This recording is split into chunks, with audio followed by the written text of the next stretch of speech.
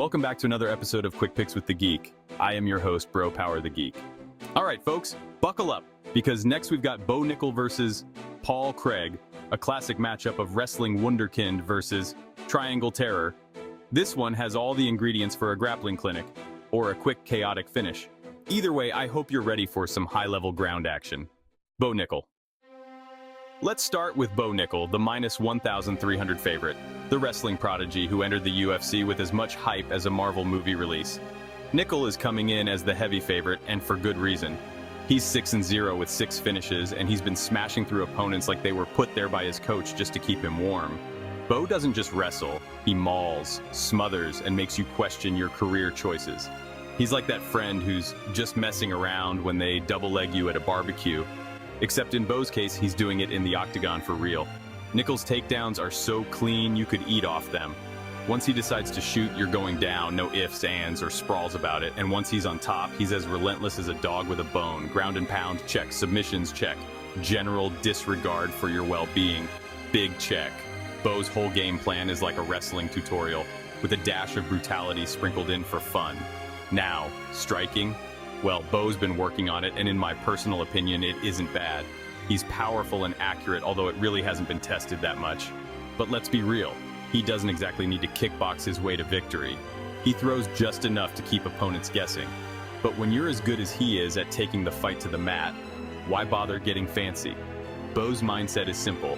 Why learn how to strike when you can just slam someone to the floor and call it a day? Paul Craig. And then we've got Paul Craig coming in as the plus 700 underdog with a record of 17-8 and the nickname Bear Jew. If Nickal is the relentless wrestler, Craig is the king of the come-from-behind submission. This guy's pulled off more last-second triangle chokes than most fighters have career wins. You could be dominating him for 2.5 rounds, but leave your neck out for just 1 second and boom, Craig's got you tangled up and you're tapping before you even realize what happened. He's like that friend who always loses at board games but somehow wins with a wild card in the last second. Craig's ground game is wild, and by wild, I mean he's wild. He'll throw up submissions from the most impossible positions. Armbar from guard? Sure. Triangle from bottom? Why not? It's like his whole strategy is based on waiting for you to make one tiny mistake and then capitalizing like he's a jiu-jitsu ninja.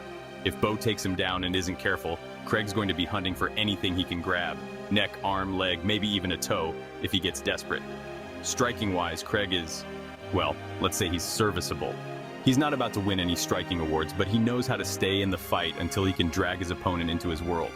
And at this point, his whole career seems to hinge on luring opponents to the ground, where he can work his magic. Bo's challenge will be avoiding the traps, but Craig is a crafty veteran who's pulled off crazier upsets. So who wins? Look, if this stays standing, Bo's got the edge with his controlled aggression and a big athletic advantage. But this isn't a question of if it hits the mat, it's when. The big mystery here is, can Bo stay safe in Craig's web of submissions? Bo's takedowns are likely to come fast and furious, but once he's on top, he's got to be on high alert for Craig's sneaky traps. Bo's never faced anyone with Craig's submission skills, so if he's not careful, he could find himself on the wrong end of a triangle choke real quick. On the other hand, Bo's control is suffocating, and if he keeps Craig flattened out and unable to work, it might just be a grind until the end. Official pick, Bo Nickal. I'm rolling with Bo here. His wrestling and top control are just way too much. And while Craig's submissions are deadly, Bo's been in control of every second of every fight he's had so far. Craig's got a puncher's chance in the grappling world. Yeah, I said all that. But honestly, I think Bo just puts him to sleep on the feet in the first round. End of story. If you enjoyed this, go ahead and smash that like button. If you haven't subscribed yet, what are you waiting for? Hit that subscribe button and turn on notifications so you don't miss a beat when the next video drops. And don't be shy. Leave a comment below and let me know who you got winning this fight. Let's see who really has the crystal ball around here. Until next time.